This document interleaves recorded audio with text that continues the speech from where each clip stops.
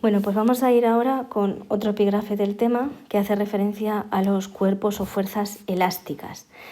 Vale, un cuerpo elástico va a ser aquel que cuando le aplicamos una deformación resulta que recupera su forma original.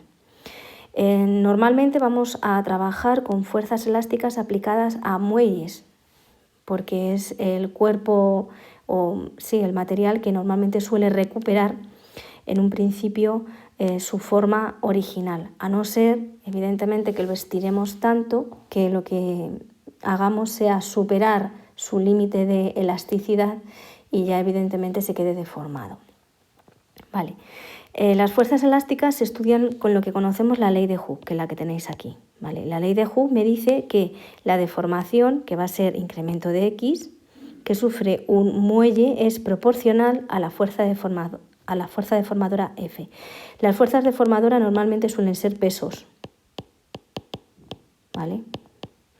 Y bueno, esa constante de proporcionalidad, K, es esta de aquí,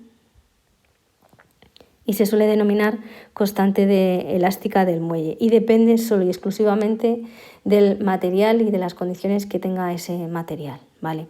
En el sistema internacional la deformación, incremento de X, va a venir dada en metros, ¿vale? Las fuerzas en newton y evidentemente la constante elástica se va a medir, por lo tanto, en newton partido por metro, ¿vale? Recordad también que muchas veces vais a ver esta ley de Hooke así, con un signo negativo delante. ¿Por qué? Porque aquí, por ejemplo, cuando está positiva, lo que consideramos es una ley de acción, es decir, debida al peso, y este signo negativo lo que me dice es la reacción. Sabéis que las fuerzas actúan por pares, acción-reacción, ¿vale? Para hacer un problema sencillito de aplicación de la ley de Hooke, nos vamos a ir a hacer de la página 270 el número 19. En él me dice que inicialmente tenemos un muelle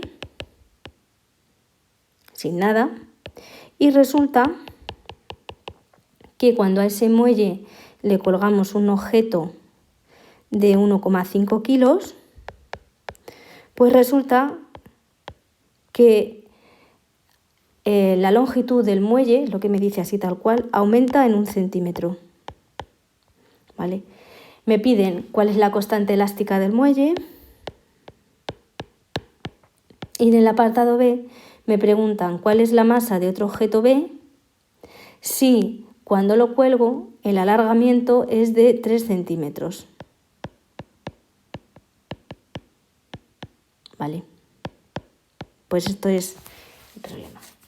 Bien, ¿qué es lo que quiere decir todo esto? Mirar, en el muelle cuando está solo, a la longitud que tiene el muelle la llamamos X sub 0 o longitud inicial. Lo podéis también ver como L sub 0, por ejemplo.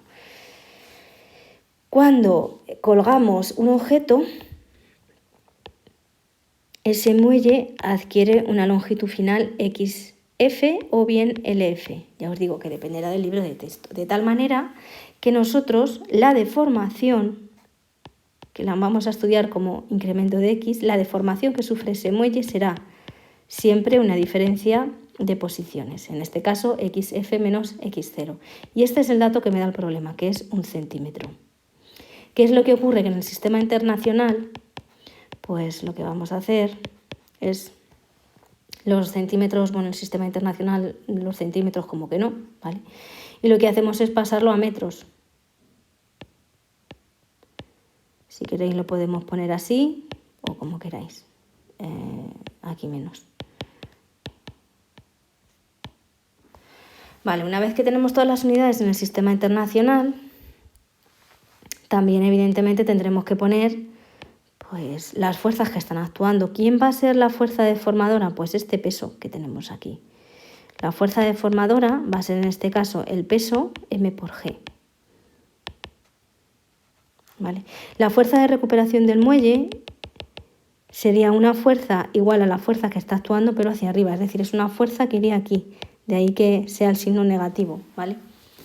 Bien, porque consideramos positivo este de aquí abajo, claro, es cierto, ¿vale? Bien, pues es un problema muy sencillito. Nos hace falta la K, nos están pidiendo la K, sabemos esta expresión.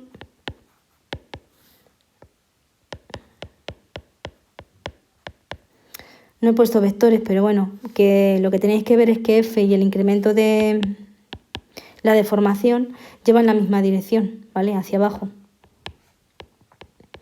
Y K sería la masa 1,5 kilogramos por G 9,8. El peso dividido entre el incremento en el sistema internacional. La K va a salir muy grande. 1470 unidades Newton partido por metro. ¿Vale? ¿Qué va a ocurrir para el apartado B? Pues en el apartado B me van a pedir que voy a sustituir o que sustituya la masa esta de 1,5 por una masa que no sabemos cuál va a ser y la elongación en lugar de ser de 1 centímetro será de 3. Bueno, pues lo voy a dibujar, ¿vale? Para tenerlo, para que lo veáis, por si acaso alguien... Para que le perdáis sobre todo el miedo al dibujo, porque no pasa nada. Vamos a situar una masa que la desconozco, ¿de acuerdo? La fuerza que va a actuar es el peso y lo que va a ocurrir, vamos a, no sé, esta sería x sub 0, esta sería xf y esto de aquí es la elongación, incremento de x. De tal manera, bueno, lo vuelvo a poner otra vez. Estos son 3 centímetros. Esta es la condición que me dice el problema.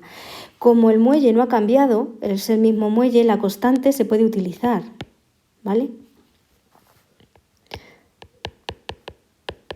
Lo ponemos en metros. La constante es la misma porque el muelle es el mismo. Si cambiamos de muelle, la constante tiene que cambiar. Y ahora lo que hacemos es despejar la fuerza, ¿vale? Sería así. 1470 newton por metro por 0,03. Ese sería el peso.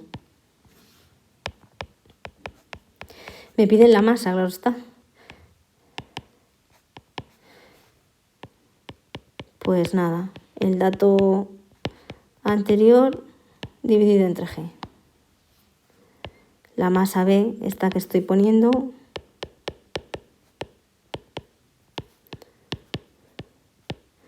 dividido entre 9,8, ¿vale? Ya os digo, no es el único camino, pero sí uno de ellos. 4,50 kilogramos, ¿vale?